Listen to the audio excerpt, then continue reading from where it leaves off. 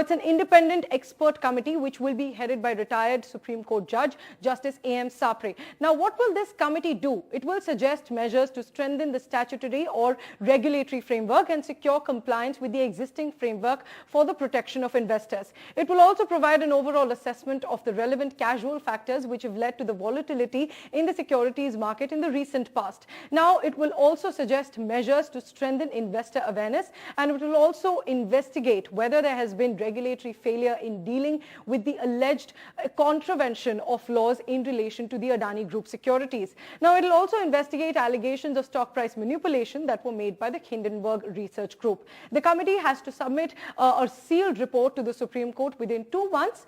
Now, this is about the committee, but SEBI is also probing the matter currently, and that will continue. But SEBI has now been directed to complete its probe within 2 months. SEBI has also been directed to investigate whether there has been a failure to disclose transactions and other relevant information in accordance with the law.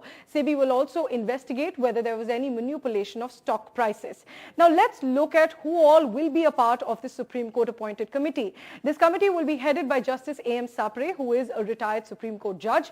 He was also in the 9-judge bench of the Supreme Court that declared the right to privacy as a fundamental right.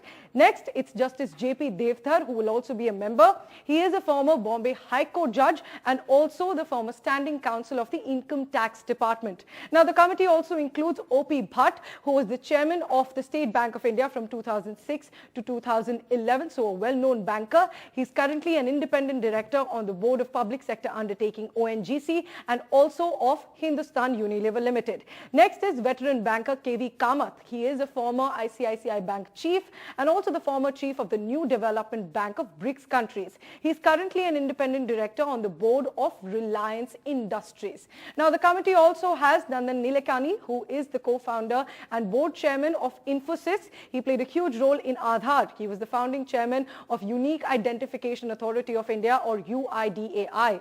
Lastly, the committee has advocate Somasekhar Sunderesan, who is a securities and a regulatory expert, and he was also involved in formulating the Indian Financial Code. And interestingly, he has been recommended twice for a Bombay High Court judge, and that has been pending from the center.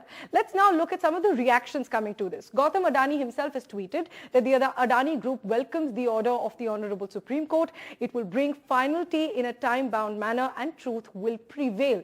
The Delhi Chief Minister Arvind Kejriwal tweeted that it is a truly landmark order from the Supreme Court, and we welcome both this order and the order on the Election Commission. And in fact, several opposition leaders have also welcomed the Supreme Court appointed committee.